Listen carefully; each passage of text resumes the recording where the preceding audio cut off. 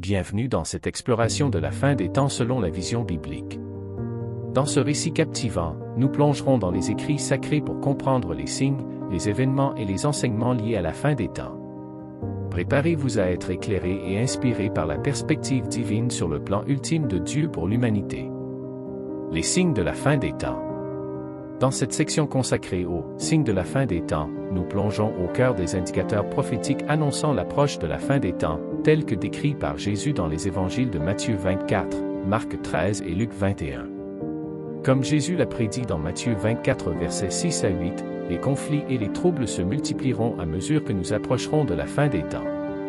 Selon Matthieu 24 verset 7 et Luc 21 verset 11, des événements extraordinaires tels que des tremblements de terre, des famines, des épidémies et des signes dans le ciel se produiront.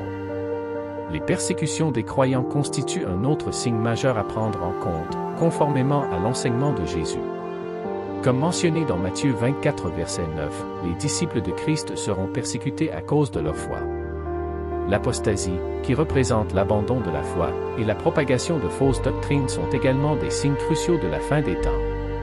Jésus a prévenu que de faux prophètes surgiraient pour égarer les croyants, comme indiqué dans Matthieu 24 verset 11.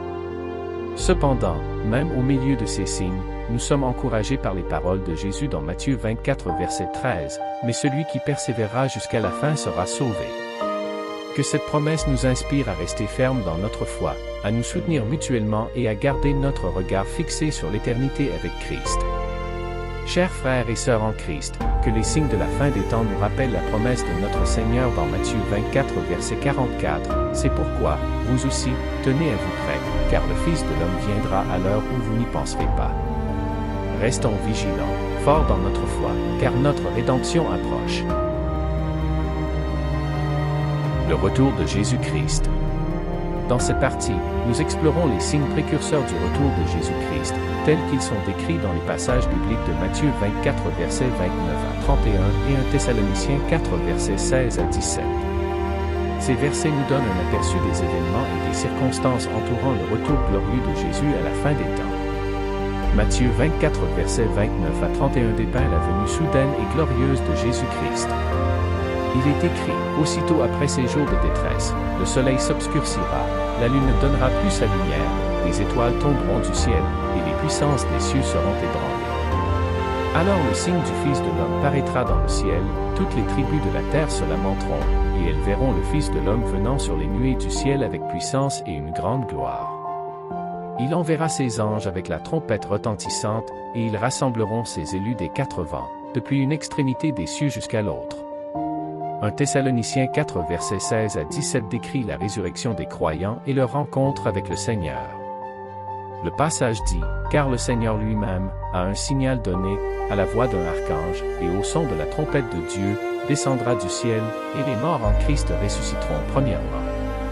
Ensuite, nous les vivants, qui serons restés, nous serons tous ensemble enlevés avec eux sur des nuées, à la rencontre du Seigneur dans les airs, et ainsi nous serons toujours avec le Seigneur. » Apocalypse 1 verset 7 souligne la portée universelle de la venue de Jésus-Christ. Voici, il vient avec les nuées. Et tout œil le verra, même ceux qui l'ont percé, et toutes les tribus de la terre se lamenteront à cause de lui. Oui, Amen. Tite 2 verset 13 met en avant l'espérance des croyants en l'attente du retour de Jésus, en attendant la bienheureuse espérance et la manifestation de la gloire du grand Dieu et de notre Sauveur Jésus-Christ. Apocalypse 20 versets 11 à 15 aborde le jugement des vivants et des morts à la fin des temps. Puis je vis un grand trône blanc, et celui qui était assis dessus.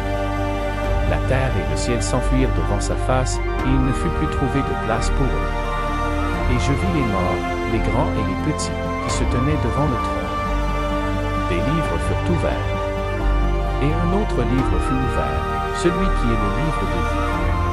Et les morts furent jugés selon leurs œuvres, d'après ce qui était écrit dans ces livres. La mer rendit les morts qui étaient en elle, la mort et le séjour des morts rendirent les morts qui étaient en eux, et chacun fut jugé selon ses œuvres. Et la mort et le séjour des morts furent jetés dans l'étang de feu. C'est la seconde mort, l'étang de feu. Quiconque ne fut pas trouvé écrit dans le livre de vie fut jeté dans l'étang de feu.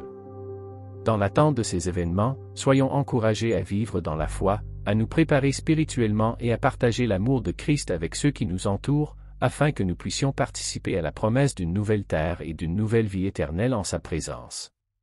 Que notre cœur se réjouisse à l'idée du retour imminent de notre Sauveur, Jésus-Christ. Rappelons à nous les paroles réconfortantes de 1 Thessaloniciens 4 versets 16 à 17, car le Seigneur lui-même, à un signal donné, à la voix d'un archange, et au son de la trompette de Dieu, descendra du ciel, et les morts en Christ ressusciteront premièrement. Ensuite, nous les vivants, qui seront restés, nous serons tous ensemble enlevés avec eux sur des nuées, à la rencontre du Seigneur dans les airs. Préparons à nous avec espérance et allégresse à ce glorieux jour où nous serons réunis pour toujours avec notre Seigneur. Les événements de la fin des temps. Dans cette partie, nous nous concentrons sur les événements majeurs qui se dérouleront à la fin des temps, selon les enseignements bibliques. 3 thèmes importants sont abordés: la grande tribulation, la venue de l'Antichrist et le règne millénaire de Christ. La grande tribulation est évoquée en se basant sur les passages de Matthieu 24 versets 21 à 22 et Apocalypse 7 verset 14. Jésus a prophétisé une période de détresse sans précédent, où l'humanité fera face à des épreuves intenses. Ces jours seront caractérisés par des calamités, des persécutions et des tribulations. Apocalypse 7 verset 14 mentionne ceux qui sont sortis de la grande tribulation, ayant lavé leurs robes dans le sang de l'agneau, soulignant ainsi la victoire des fidèles malgré les épreuves. La venue de l'Antichrist est explorée en se référant à 2 Thessaloniciens 2 versets 3 à 4 et Apocalypse 13 versets 1 à 10. Ces passages bibliques nous avertissent qu'un personnage maléfique, connu sous le nom de l'Antichrist, surgira dans les derniers jours. Il séduira de nombreuses personnes et exercera un pouvoir tyrannique sur le monde. Les croyants sont exhortés à rester vigilants et à ne pas se laisser égarer par ces tromperies. Enfin, le règne millénaire de Christ est évoqué dans Apocalypse 20 4 à 6. Après la défaite finale de l'Antichrist et de ses forces, Jésus à Christ établira un règne de 1000 ans sur la terre. Ce sera une période de paix, de justice et de restauration, où les croyants régneront avec lui. Ce règne millénaire symbolise l'accomplissement des promesses de Dieu et l'établissement du royaume de Dieu sur la terre. Ces événements de la fin des temps dépeints dans cette partie sont d'une importance capitale pour comprendre le plan divin et l'avenir prophétique. Ils soulignent la nécessité de rester ferme dans la foi, de se préparer spirituellement et de garder notre espérance ancrée en Christ, sachant qu'il est souverain même au milieu des tribulations. Chers frères et sœurs en Christ, même au milieu des événements tumultueux de la fin des temps, gardons confiance en la promesse de Dieu. Comme Jésus l'a dit dans Matthieu 24 verset 13, « Mais celui qui persévérera jusqu'à la fin sera sauvé. » Rappelons à nous que notre foi en Christ nous donne l'assurance de la victoire finale et du règne éternel avec lui. Face à la grande tribulation et à la montée de l'Antichrist, soyons fermes dans notre identité en Christ.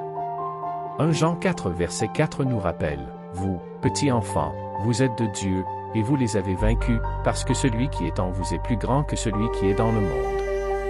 N'ayons pas peur, car en Christ, nous sommes plus que vainqueurs. » En contemplant le règne millénaire de Christ, gardons notre espérance vivante. Apocalypse 21 verset 4 nous assure, « Il essuiera toute larme de leurs yeux, et la mort ne sera plus, et il n'y aura plus ni deuil, ni cri, ni douleur, car les premières choses ont disparu. » C'est dans cette espérance que nous avançons, sachant que le plan de Dieu pour la restauration complète de toutes choses s'accomplira.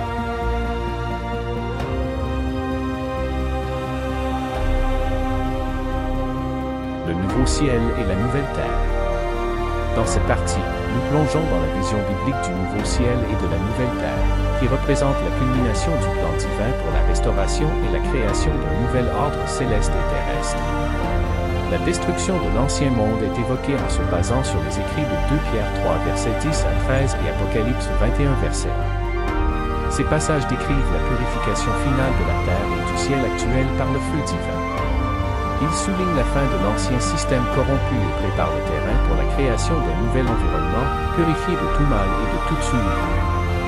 La résurrection des morts est abordée en se référant à 1 Corinthiens 15 versets 51 à 53 et 1 Thessaloniciens 4 verset 16. Ces versets nous enseignent que lors du retour de Jésus, les croyants décédés ressusciteront avec des corps glorifiés et incorruptibles. Les croyants vivants seront transformés et réunis avec les ressuscités pour être ensemble avec le Seigneur pour toujours. Cela marque la victoire sur la mort et l'accomplissement de l'espérance de la vie éternelle.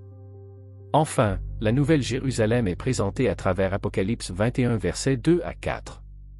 Ce passage décrit la descente de la Nouvelle Jérusalem, une cité céleste magnifique, préparée par Dieu pour être le foyer des rachetés. Cette ville sainte est caractérisée par la présence de Dieu et de l'agneau, la disparition de la douleur, des pleurs et de la mort, ainsi que la jouissance d'une communion intime avec Dieu. Cette partie nous transporte dans l'espérance glorieuse du nouveau ciel et de la nouvelle terre, où la création sera entièrement restaurée et où les croyants vivront éternellement avec Dieu. Ces promesses nous encouragent à persévérer dans la foi et à vivre en préparation de cet avenir merveilleux, où la présence de Dieu enveloppera toutes choses dans une parfaite harmonie. Chers frères et sœurs en Christ, puissions à nous trouver réconfort et espoir dans la promesse du nouveau ciel et de la nouvelle terre. Comme il est écrit dans Apocalypse 21 verset 5, celui qui était assis sur le trône dit, « Voici, je fais toutes choses nouvelles. » Que cette vérité nous inspire à persévérer dans notre marche avec Dieu. Alors que nous contemplons la destruction de l'ancien monde, souvenons à nous de la résurrection des morts annoncée dans 1 Corinthiens 15 verset 52, en un instant, en un clin d'œil, à la dernière trompette, car la trompette sonnera, et les morts ressusciteront incorruptibles, et nous serons changés. Cela nous rappelle que la mort n'est pas la fin, mais une transition vers une réalité glorieuse. Enfin, la perspective de la Nouvelle Jérusalem décrite dans Apocalypse 21 verset 2 nous offre un espoir inébranlable, et je vis descendre du ciel, d'auprès de Dieu, la ville sainte, la Nouvelle Jérusalem, préparée comme une épouse qui s'est parée pour son époux. Dans ce lieu préparé par Dieu, il n'y aura plus de souffrance ni de tristesse, mais une communion parfaite avec notre Créateur. La vidéo dans son ensemble rassemble et met en évidence les points clés abordés tout au long de la discussion sur la fin des temps selon la Bible. Il explore les signes qui annoncent cette période, le retour glorieux de Jésus à Christ, les événements significatifs qui se produiront à la fin des temps, ainsi que la création d'un nouvel ordre céleste et terrestre. Il souligne avant tout l'importance cruciale de vivre en préparation de la fin des temps, conformément à l'enseignement de Matthieu 24 versets 42 à 44. Ces versets exhortent les croyants à rester vigilants, à veiller et à être prêts, car le retour de Jésus est incertain quant à son moment précis. Cette admonition nous rappelle de ne pas négliger l'importance de vivre une vie de foi, de consécration et de préparation pour l'éternité. Enfin, tout au long de cette vidéo, l'encouragement est donné à la foi et à l'espérance en la promesse du retour de Christ. Malgré les défis et les tribulations qui peuvent survenir, nous sommes appelés à placer notre confiance dans la promesse de Dieu. Cette promesse comprend non seulement la réalisation de signes prophétiques, mais aussi l'accomplissement final de la rédemption, la victoire sur la mort et la création d'un nouvel ordre parfait où Dieu résidera avec son peuple. Ainsi, les éléments clés tels que les signes, le retour de Jésus, les événements de la fin des temps et la nouvelle création sont explorés pour susciter une compréhension plus profonde de ces sujets essentiels. L'accent est mis sur la nécessité de vivre avec une attitude de préparation et de confiance, enracinée dans la foi et l'espérance en la promesse du retour imminent de Christ. J'espère que cette vidéo vous a inspiré et encouragé dans votre propre marche de foi. N'hésitez pas à partager vos réflexions et vos expériences dans les commentaires ci-dessous. Merci de m'avoir rejoint aujourd'hui et que Dieu vous bénisse abondamment.